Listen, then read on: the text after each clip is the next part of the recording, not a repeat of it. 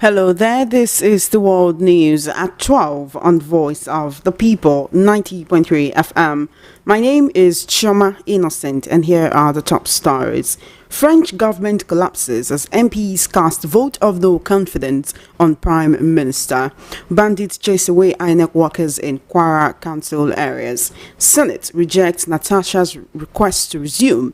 Insists suspension case still in court, and President Tinubu demands FBI and DEA keeps his Chicago records private. Details now.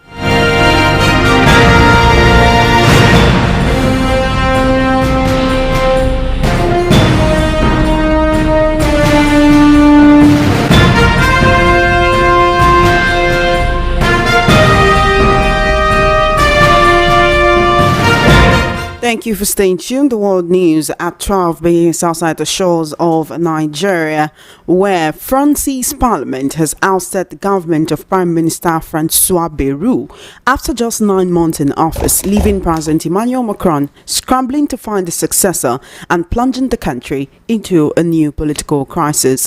Bayrou, who has been in the job for just 9 months, had blindsided even his allies by calling a confidence vote to end a lengthy standoff over his austerity budget, which foresees almost 44 billion euros of cost savings to reduce France's debt profile. Bayrou, the first premier in the history of modern France to be ousted in a confidence vote rather than a no-confidence vote, will submit his resignation this morning, according to a person close to him who asked not to be named. In the vote in the National Assembly, 364 deputies voted that they had no confidence in the government, while just 194 gave it their confidence.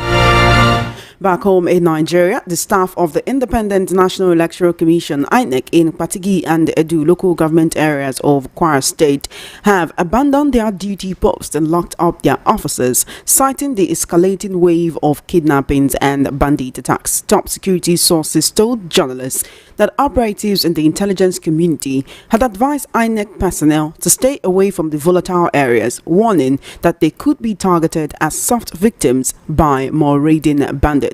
One of the sources disclosed that Lade town in Patigi LGA had been largely deserted due to repeated attacks by criminal groups.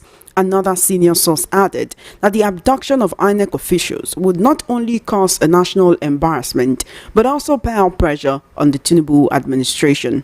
Residents confirmed that INEC offices in both local government areas remain locked for most days of the week, frustrating the ongoing continuous voter registration (CVR) exercise that commenced last month.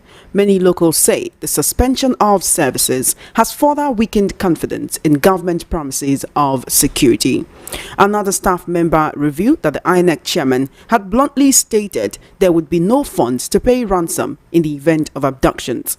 Meanwhile, residents of Patigi and Edo in Kwara are fleeing their homes as bandit attacks and kidnappings intensify, deepening fears that the insecurity could cripple civic participation ahead of future elections in Kwara State.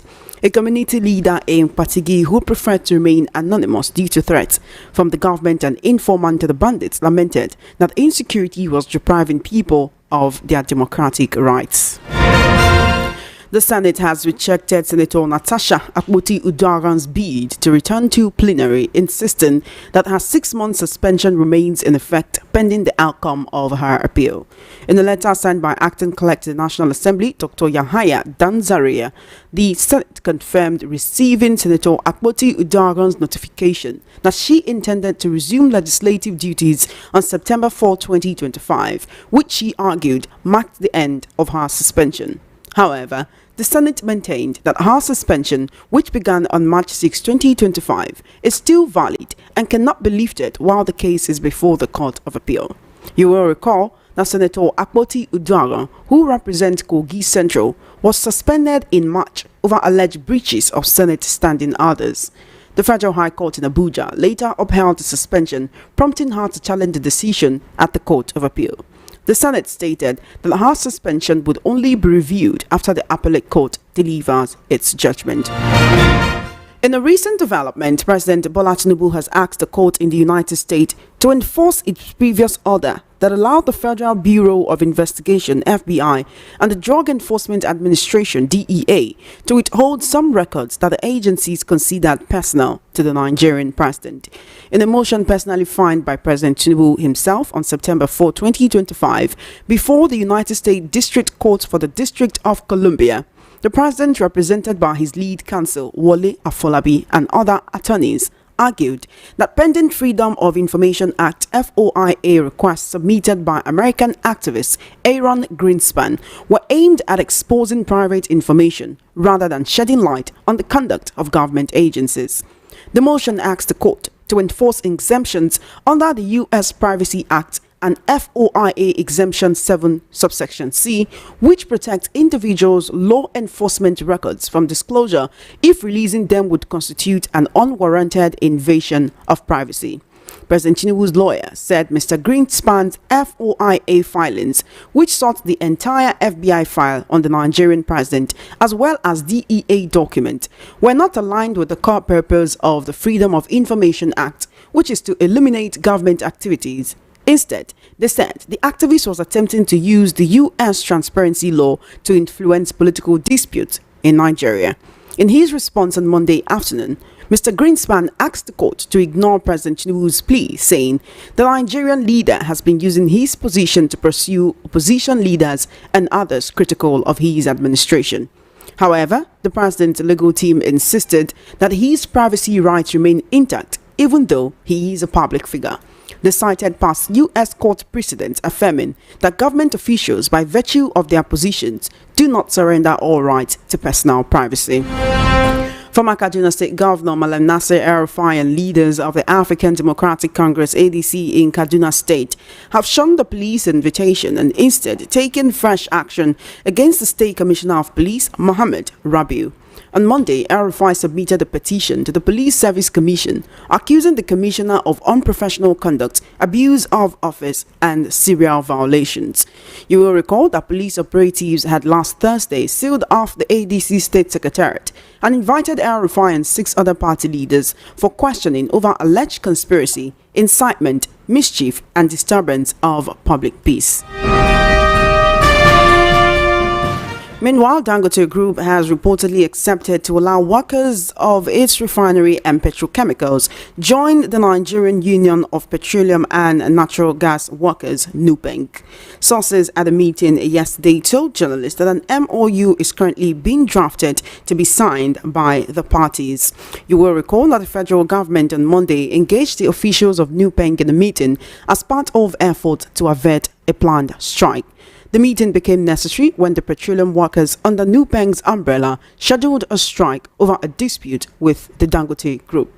The dispute borders on the company's policy allowing its employees to join trade unions, with NUPENG insisting that no oil worker will work with Dangote Group without being unionized. You're still listening to the World News at 12, right here on Voice of the People 90.3 FM. We took a short break and return with the news analysis segment. Stay tuned to Voice of the People 90.3 FM.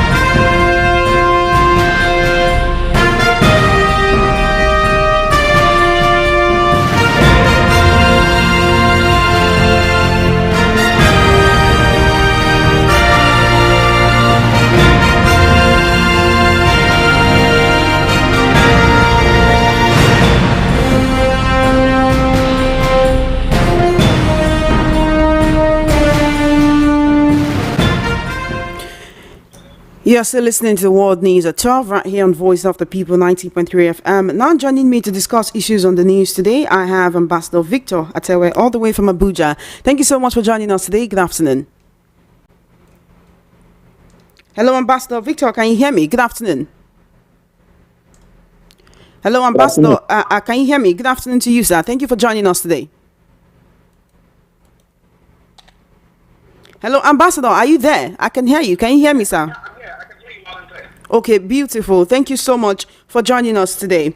Actually, let's start the conversation with this particular report on President Tinubu approaching a court in the United States to ensure that a court order is enforced, that anything that has to do with his records be kept private.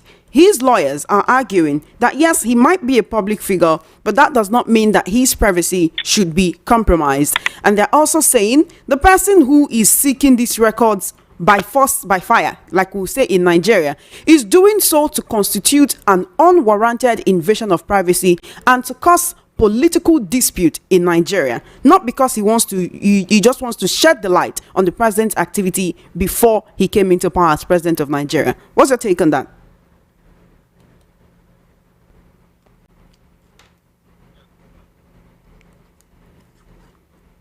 Can you hear me, Ambassador Atewe? Yeah, I can hear you now. All right. I don't know I lost you up. All right, go ahead, please. Okay, quickly, I think if I'm to get you right, because at a point I think we lost reception.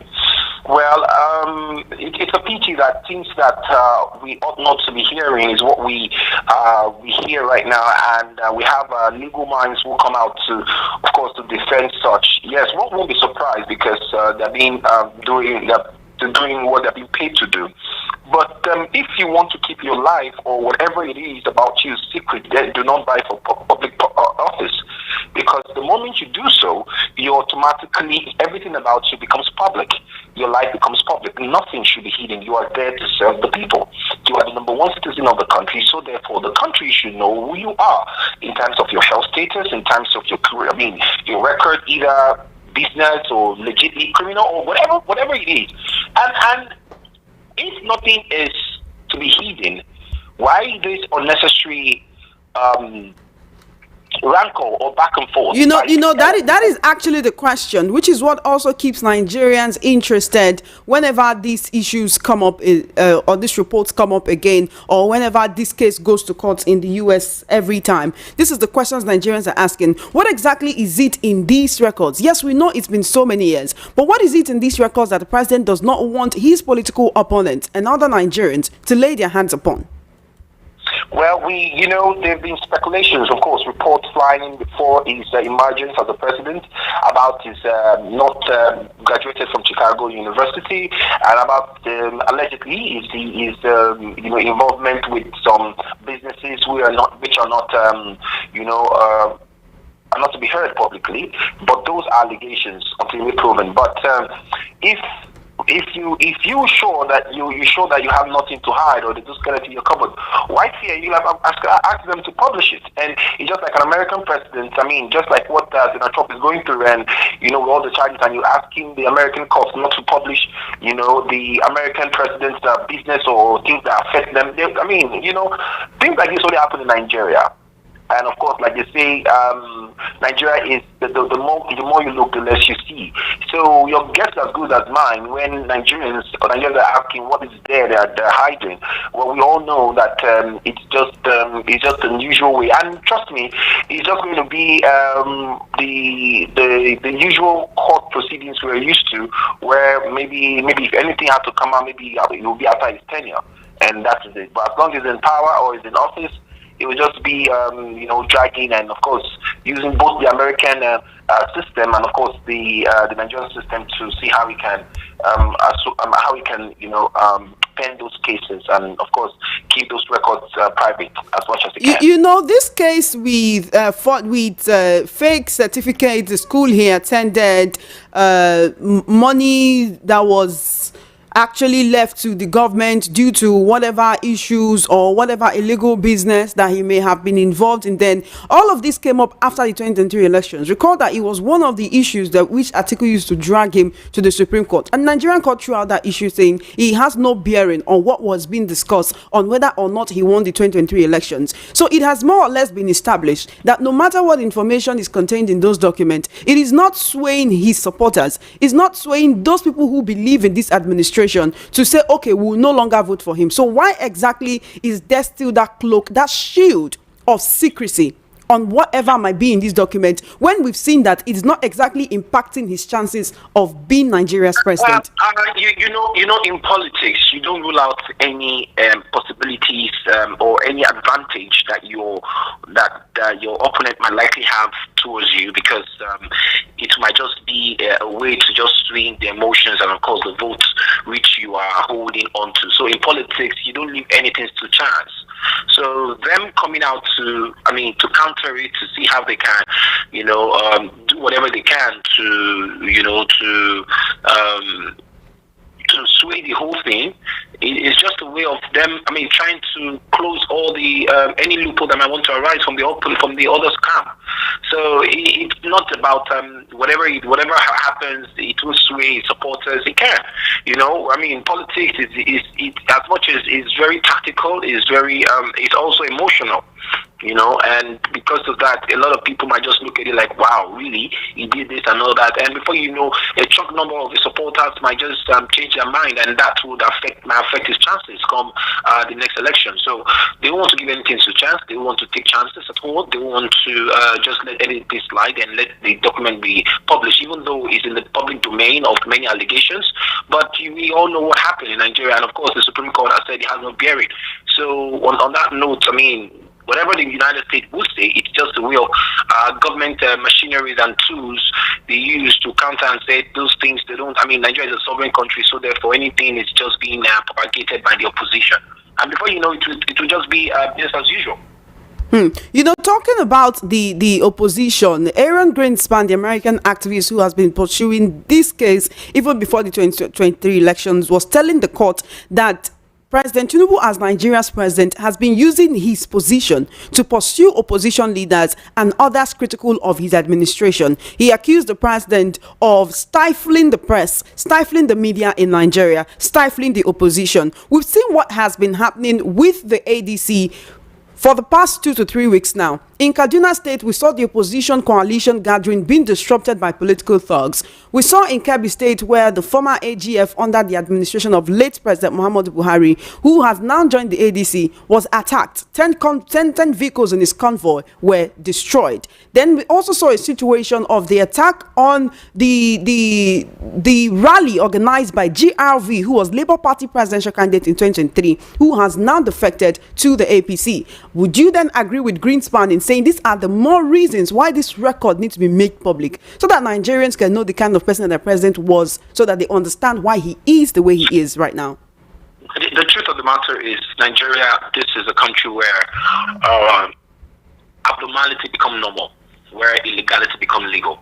And they will tell you until you prove it in court, it becomes speculation, it becomes allegation. So, given to what the ADC, some party like the names you mentioned, what they are going through, they too, inflicted that. You recall that during the time of Muhammad Buhari, the AGF too at that time was venting power. So it's not in his own right, The same happens to El-Rufai.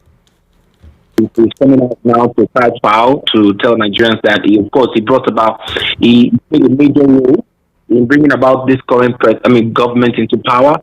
But now maybe because it's not going his way and he feels that he's on the side of Nigeria. However, I'm not against his opinion or his view to what is happening currently, because every Nigeria is, regardless of whoever you vote for, the market does not differentiate either APC or PDP or ADC or Labour.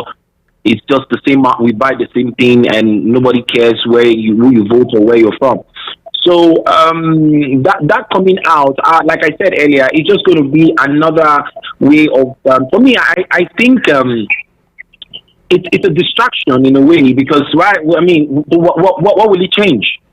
even if they come out and said, oh, he has an issue with Drew, I mean, with whatever, allegedly with narcotic or with whatever, what will it change? It won't change anything. It's the Nigerian system. The Nigerian system will come into play, and that would happen. So, for me, I think what Nigerians should be looking at, I mean, look at how the campaign, I mean, the documents that were published, I mean, even some quarters, I mean, some press releases, some interviews being granted that he never attended the Soviet school he said he attended, and he got the vote, and some supporters are still bent and saying, who cares? I mean, the Nigerian constitution says as long as you have your school certificate, you can contest for the president. And of course, going to Chicago or not having a BSc or whatever it is, it's inconsequential.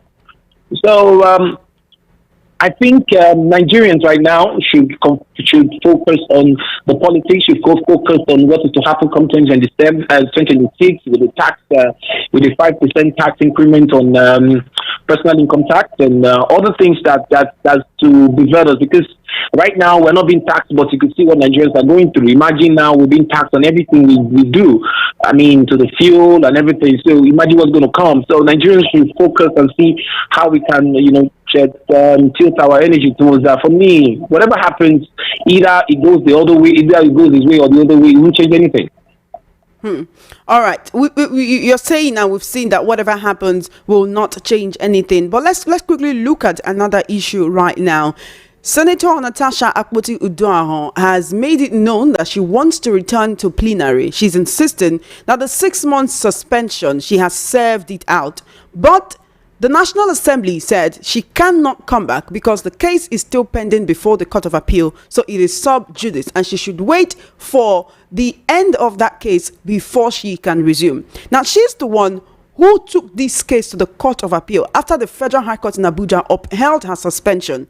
And she has wanted to resume before now. The other time she went to resume with some of her supporters and the National Assembly gates were close to her. She was barricaded outside. There was almost a face-off happening between her security officers and the security officers of the National Assembly. Why exactly is the National Assembly stopping Senator Natasha Akpoti-Uduaghan from representing her constituent in Kogi Central? I think I want to start from where you stopped. Like what you said that the court actually upheld her suspension in the Federal High Court, and of course you remember that she got a judgment that she should be recalled, and that was what led to her trying to go back and resume. And she said once they resume sitting, she will definitely resume come back. That's why she wrote to the clerk of the National Assembly.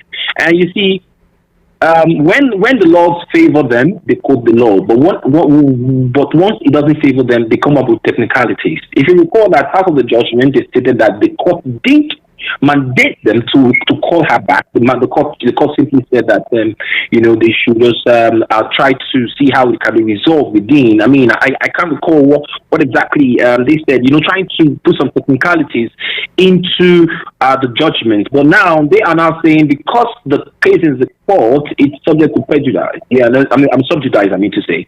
So it's just what it is. I mean, I foresee this coming, and I can tell you for a fact, if she doesn't stand her ground, then deploy all her arsenal, this is just going to be a political way to weak her out, and trust me, and that might affect her in the coming election.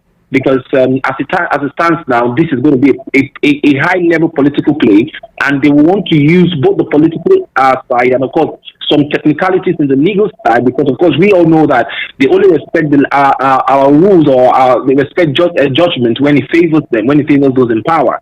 But if it doesn't favor them, trust me, they will just yank it aside and they will come up with different kind of technicalities, and lo and behold, it will just be swept under the carpet. But if she doesn't hold her ground, trust me, it will just be, she will just end up spending this year without, representing our people. And this is going to show that what we call democracy we're practicing in Nigeria, it's totally a shameful, it's a shame to call it a democracy. It's safe to say it's a totalitarian government or an autocratic government.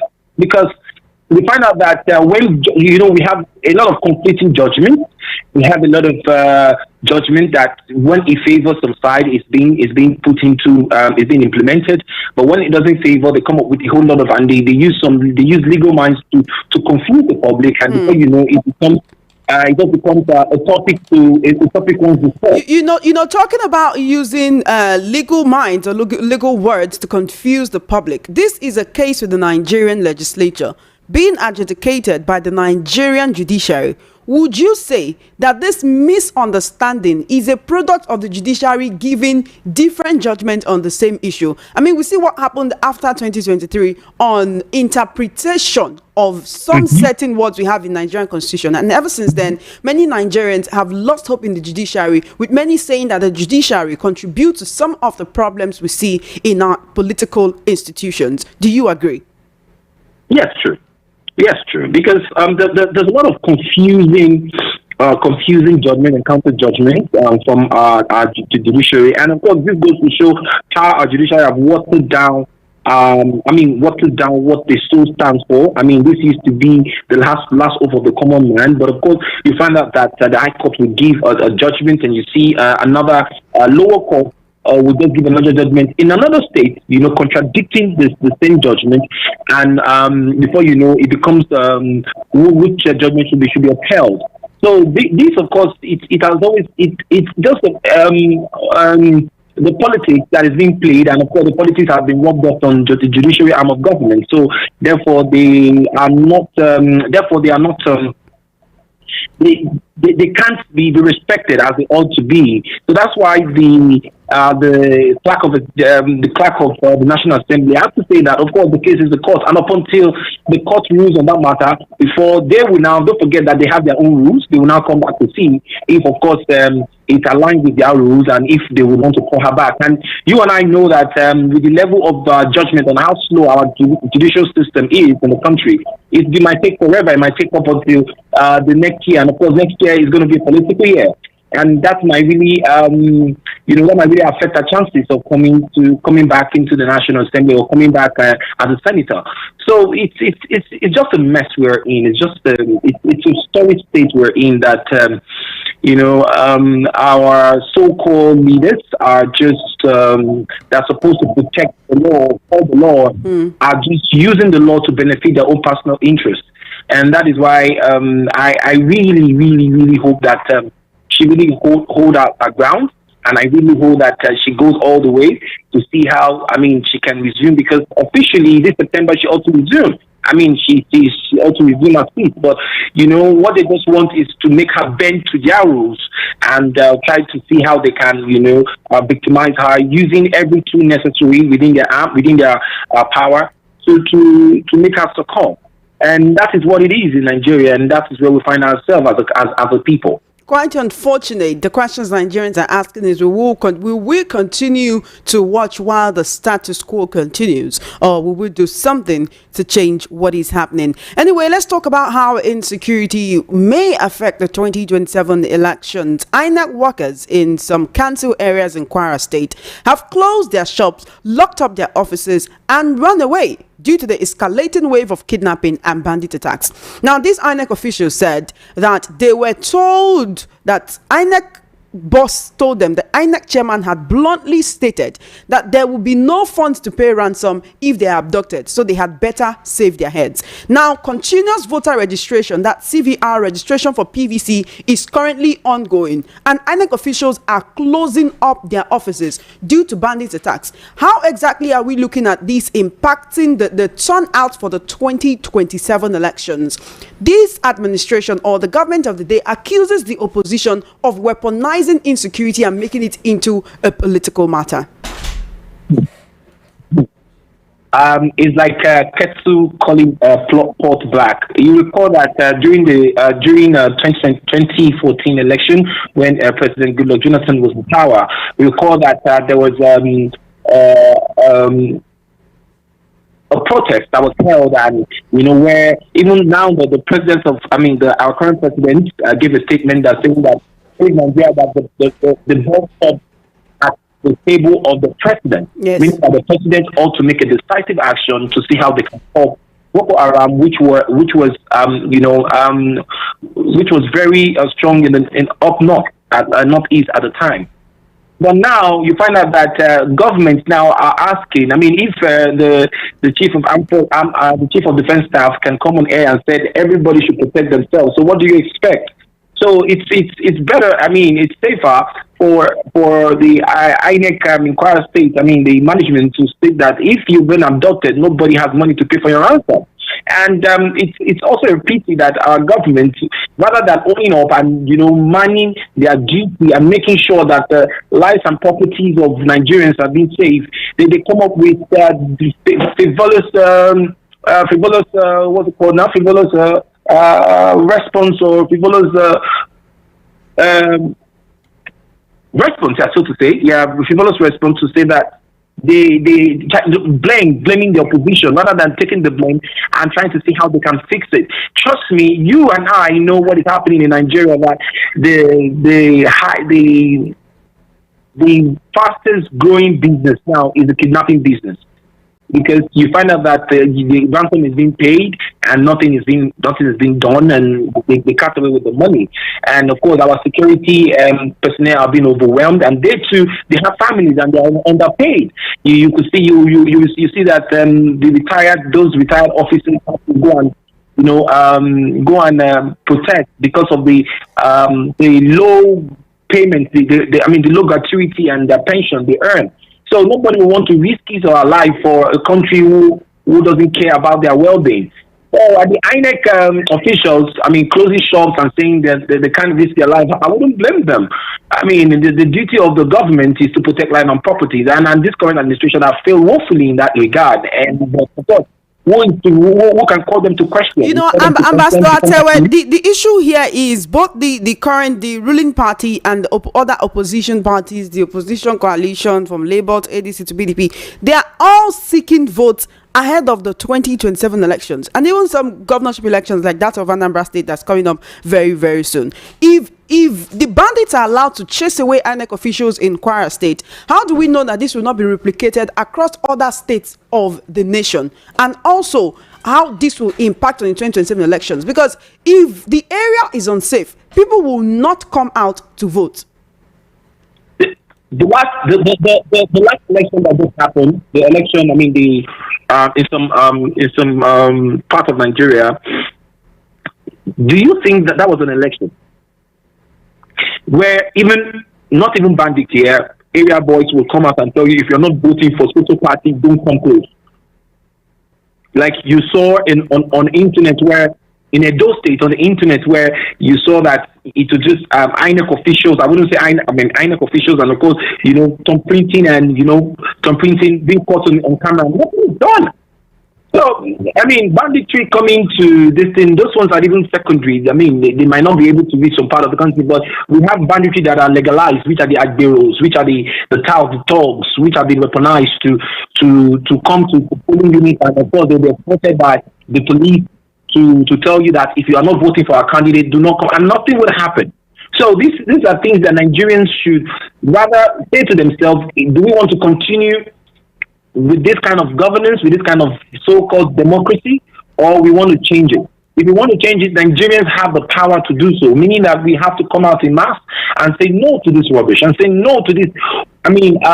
People who are ready, who are mortgaging the lives of our children and our great-grandchildren.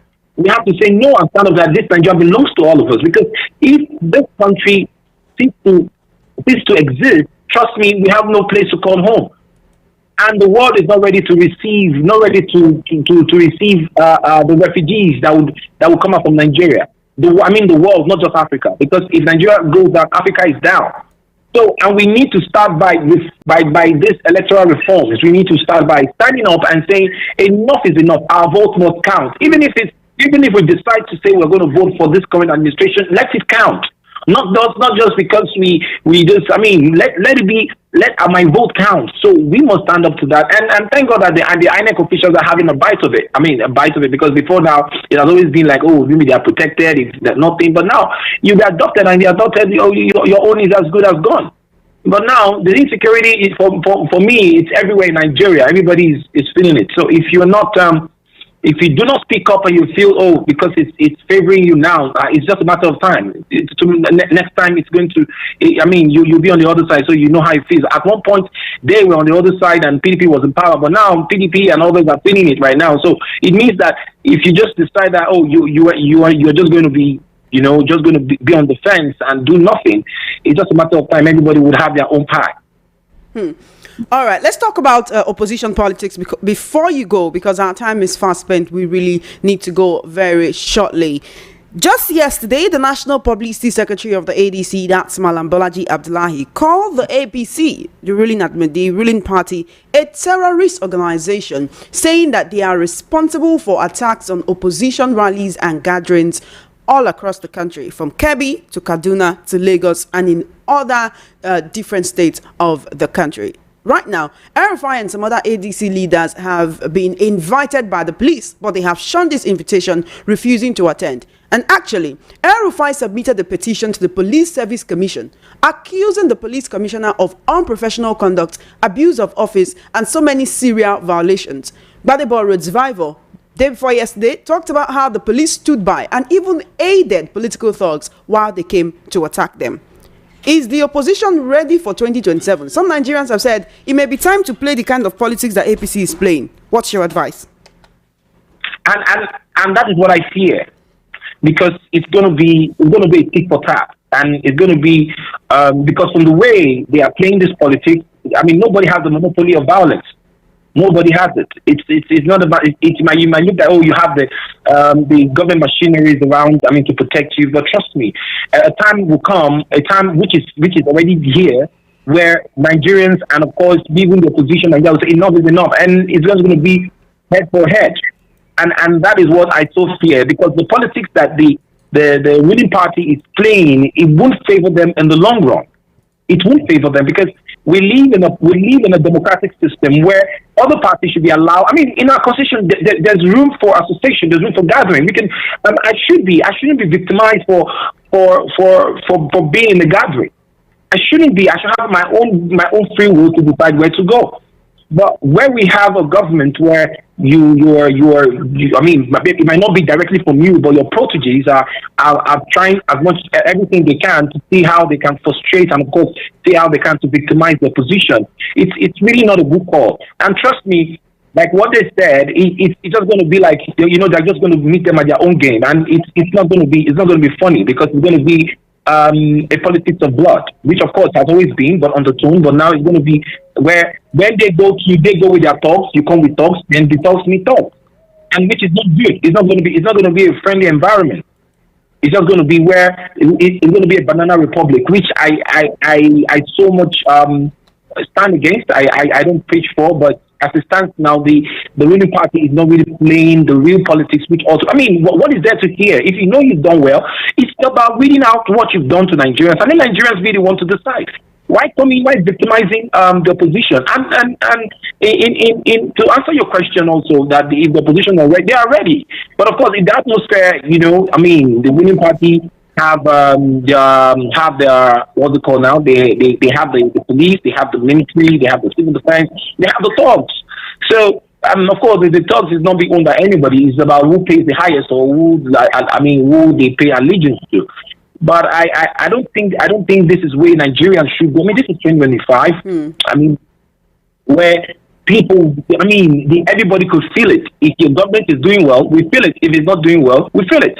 So it's about you rolling out your manifesto and telling us what you've done. I'm not trying to victimize people who perhaps maybe Nigerians have a little bit of hope in them, and trying to make people get tired. And look at what played out in Lagos. Look at what played out, in other part of the country, trying to just victimize them and gathering. And your own gathering has always been seen to be pretty peaceful.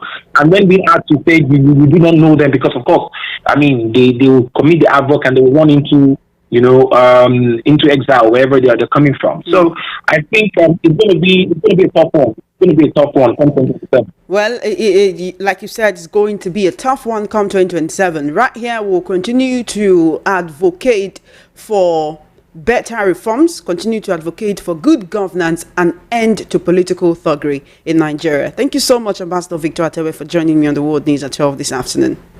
Thank you so much for having me. Always a pleasure. Thank you so much. You have been listening to the World News at 12 right here on Voice of the People, 90.3 FM. Just before we wrap up, let's take a look at the top stories again.